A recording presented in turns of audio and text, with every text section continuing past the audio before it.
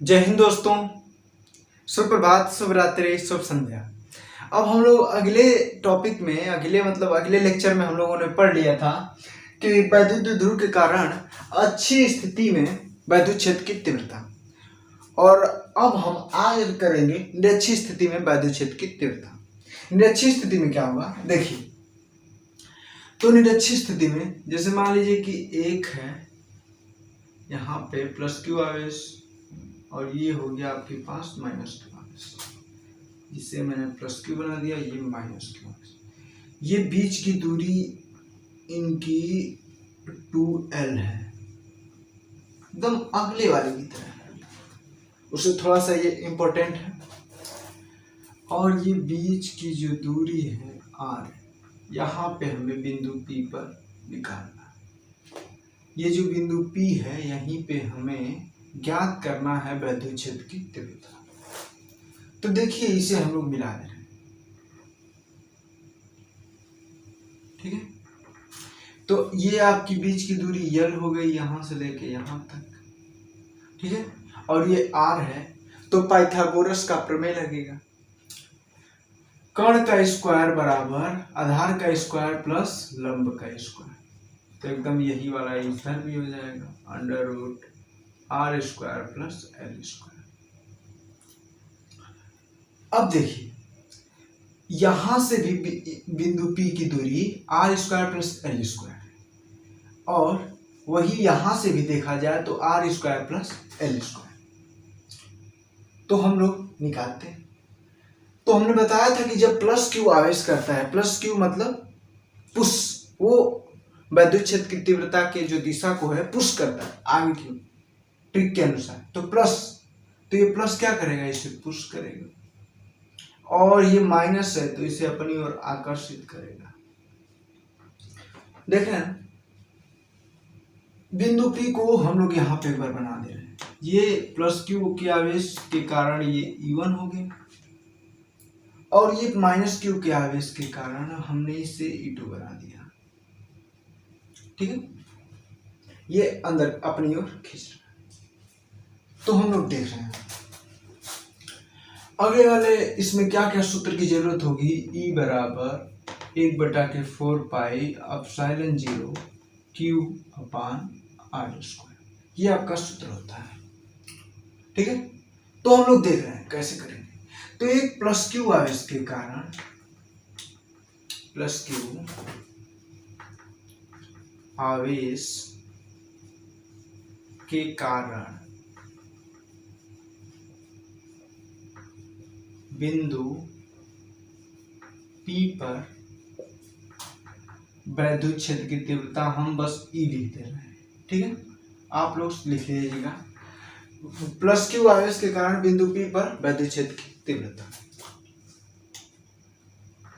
अब देखिए, तो हमने इसे किससे प्रदर्शित किया है, E1 से। तो E1 बराबर 1/4 पाई एप्सिलॉन 0 Q आवेश है Q अपान बीच की दूरी under root R square plus A square का वर्ग करेंगे तो अंडर रूट हट जाएगा, बच जाएगा R square plus L square. इसकी दिशा क्या होगी, मान लीजिए इसे हमने मान लीजिए K मान लीजिए, इसे M मान लिया, तो हो गया K से P की, K से P की हो गया K to P, इसकी दिशा होगी। अब देखिए एकदम इसी तरह माइनस क्यू आवेश के कारण बिंदु P पर वैद्युत क्षेत्र की तीव्रता, माइनस क्यू आवेश के कारण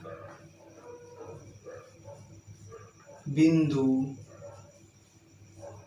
P पर वैद्युत क्षेत्र की तीव्रता, हमने इसे E2 से प्रदर्शित किया,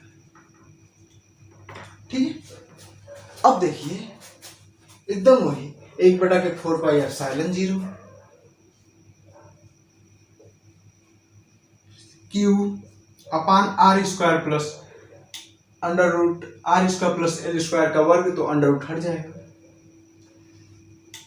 R square plus L square. लेकिन इसकी दिशा जो है P से M की ओर, इसमें क्या था K से P की ओर, लेकिन इसमें P से M की ओर, ठीक है। हो गया P से M की, इसकी दिशा है, मान लीजिए हम इसे वेक्टर लगा दे रहे हैं। अब देखिए, जब अच्छी स्थिति में हम लोग पढ़ रहे थे तो E1 इधर की ओर लग रहा था, E2 इधर की ओर लग रहा था, तो हम लोग निकाल रहे थे E बराबर E2 माइनस E1, जो अधिक था उसमें से घटाकर। यहां पर वेक्टर दूसरे तरह लगेगा। इसमें कैसे लगेगा? जब दो वेक्टर एक समांतर चतुर्भुज की भुजाओं को प्रदर्शित करते हैं तो उनका जो विकर्ण होता है उसके परिणामी को प्रदर्शित करता है। अगर ये E1 है और ये E2 है तो ये हो जाएगा अंडर रूट E, नहीं, एक मिनट, यहां तक ठीक है। अब देखिए, इसमें हम लोगों को घटक में वियोजित करना पड़ेगा, मतलब इसे घटक में बांटना पड़ेगा। तो हम लोग इस तरह नहीं कर पाएंगे क्योंकि ये बीजगणितीय विधि से हम लोग इसे हल नहीं कर पाएंगे। तो अब बीजगणितीय विधि से नहीं हल करेंगे तो वेक्टर की प्रोसेस देख रहे हैं, तो इसको हम पहले घटक में वियोजित कर रहे हैं। देखिए, मान लीजिए कि यहां से ये थीटा कोण पर है और इसे हमने बना लिया, तो ये भी थीटा है, तो ये थीटा होगा। हाँ, अब देखिए थीटा हो गया, तो जहां पर थीटा होता है वहां पे कास लग जाता है, तो ये है E1, तो ये हो गया आपके पास E1 cos थीटा, ठीक है। और इसका ये क्षैतिज घटक E1 cos थीटा और ये ऊर्ध्वाधर घटक E1 sin थीटा, ठीक है।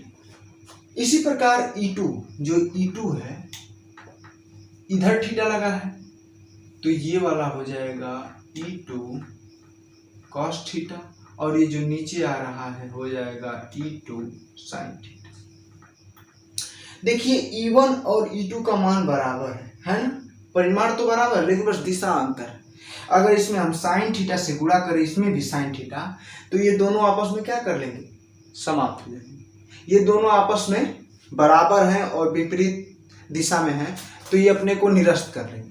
तो ये जो ऊर्ध्वाधर घटक है, इसमें आपको लिखना होगा आगे कि जो ऊर्ध्वाधर घटक है वो आपस में निरस्त हो जाएंगे और क्षैतिज घटक दोनों E1 cos थीटा और E2 cos थीटा एक दिशा में, यहां पर समझिए, ये आपके हो गया E1 cos थीटा, ये थीटा है तो E1 cos थीटा, और यही वाला हो गया E2 cos थीटा, और ये जो बेचारा नीचे E2 sin थीटा आया था ये E1 sin थीटा से निरस्त, क्योंकि E1 E2 एक परिमाण में बराबर है लेकिन दिशा चेंज है। लेकिन यहाँ पर देखिए, यहाँ पर दोनों बराबर ही हैं और विपरीत दिशा में है, तो वेक्टर घटा कर निकालते हैं तो ये क्या हो जाएंगे, निरस्त हो जाएंगे, मतलब समाप्त हो जाएंगे। और ये एक दिशा में है। यहाँ पर देखिए, जैसे अगले वाले में हमने देखा, इसे E1 से प्रदर्शित कर रहे हैं और ये बिंदु P है और ये E2, तो इनका परिणामी घटा कर निकालते हैं। जैसे मान लीजिए कि आप 5 न्यूटन बल से एक रस्सी को खींच रहे हैं और इधर भी 5 न्यूटन बल से खींचा जा रहा है, तो वो दोनों बल निरस्त हो जाएंगे और आपकी जो रस्सी होगी एक समान एक जगह स्थित होगी ना। अब इसे मान ला कहल जा, पापा पैसा दा, अब पापा का ना दे मतलब छोड़िए। अब देखिए, 5 न्यूटन बल से ये इधर की ओर खींच रहा है और वो बेचारा 5 न्यूटन बल से इधर की ओर खींच रहा है, तो हमेशा बराबर न रहेगा,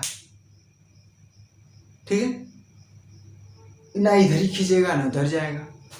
तो यही हल यहाँ पर है, तो ये बेचारा खत्म, निरस्त हो गया साफ। अब देखिए, जैसे मान लीजिए कि आप 5 न्यूटन बल से वो भी खींच रहा है, आप उसको 5 न्यूटन बल से ढकेल दें, तो अब इधर जो होगा 5 5 10 न्यूटन बल हो जाएगा ना। तो अब यही यहाँ पे हाल है। तो इसका E1 cos थीटा पहले जा रहा था, ठीक है, और उसके बाद E2 cos थीटा भैया जो जात हुआ ला जा, अच्छा ससुराल जात हुआ, ला ला पैसा ला, जा जल्दी जा, समझ ना।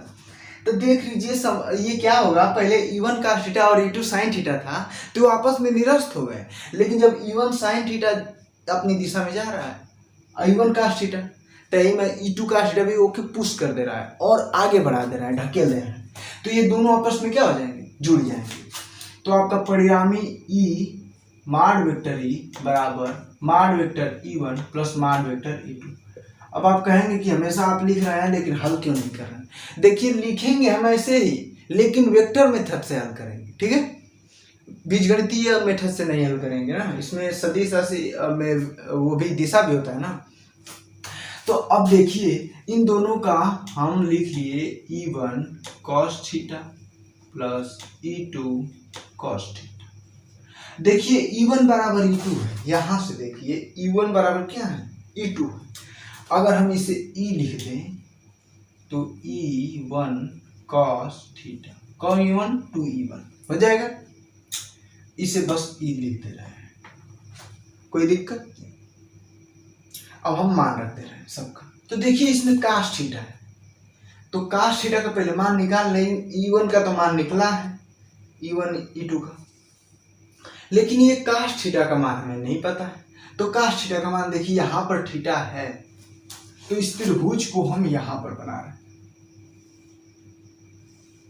ध्यान से समझिए, बात समझ में आई तो ही लाओ अपनी मुंडी, नहीं समझ में आई तो खोलो दिमाग की कुंडी। बहुत आसान हो, कोई दिक्कत नहीं। अब देखिए त्रिभुज ओ पी एम में, ये त्रिभुज हो गया ओ, हाई हो गया पी एम। ट्रिग्नोमेट्री में पढ़े हैं लाल बटे के कक्का। तो cos थीटा ये थीटा है, तो cos थीटा बराबर आधार बटे के कर्ण। तो आधार कितना है OM, OM का लंबाई क्या है L है, और कर्ण की लंबाई है अंडर रूट क्या है जी, under root L square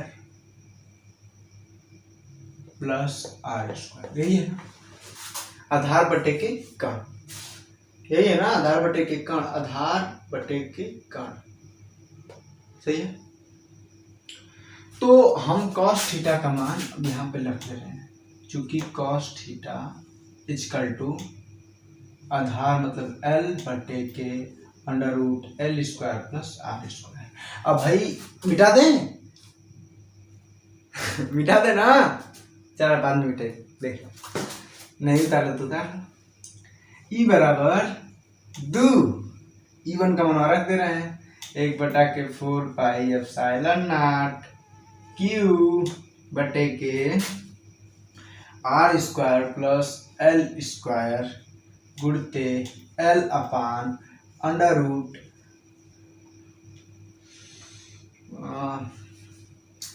L square plus R square.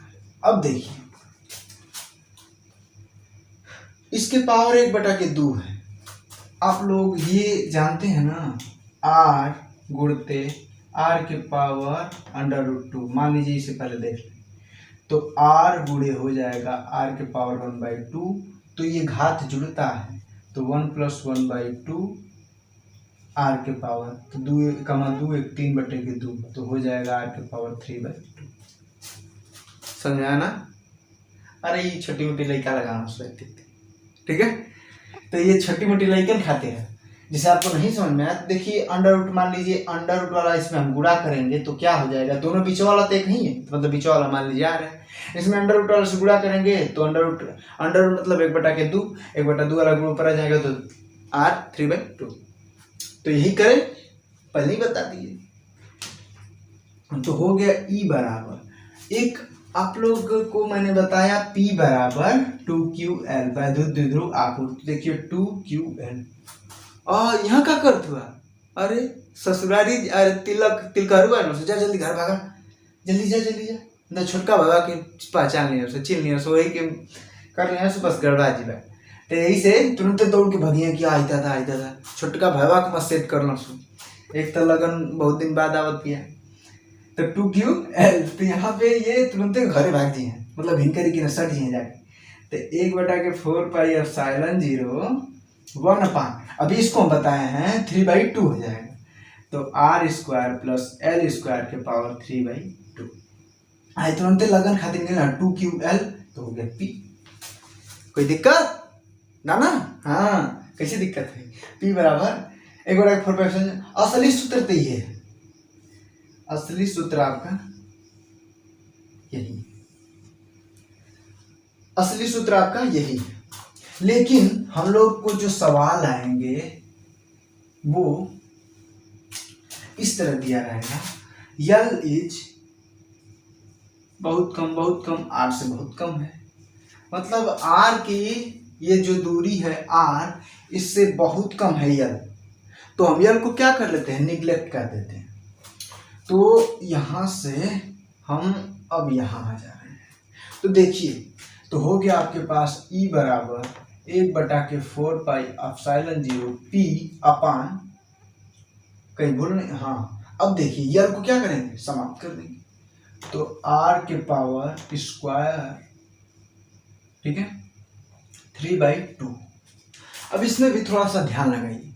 अब हम आपको कह दें कि 5 25 के पावर 3/2, ये बटा 2 मतलब अंडर रूट। तो पहले अंडर रूट लगा लें, अंडर रूट 25 के पावर क्यूब, तो अंडर रूट 25 मतलब 5 के पावर क्यूब हो गया। तो एकदम उसी तरह हल करेंगे। तो हो गया आपके पास E बराबर 1/4πε0 P बटे के R स्क्वायर। तो R स्क्वायर कट जाएंगे अंडर रूट में, अंडर रूट वाला हटाएगा तो ये हट जाएगा, तो R क्यूब होगा। तो आपके पास यही सूत्र है।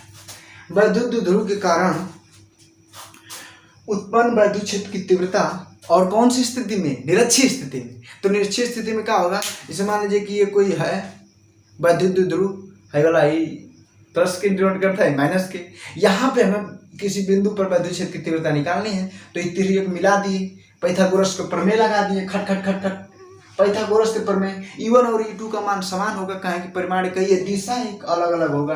प्लस मतलब पुश, प्लस माने ढकेलना, तो प्लस क्या करेगा, पुश E1, और माइनस मतलब खींच रहा है, तो K से P की ओर हो जाएगा और P से जम की ओर हो जाएगा। फिर इसे हम घटक के टर्म में वियोजित कर लेंगे। घटक में वियोजित करेंगे तो E1 का थीटा और E2 का थीटा क्या कर जुड़ जाएंगे।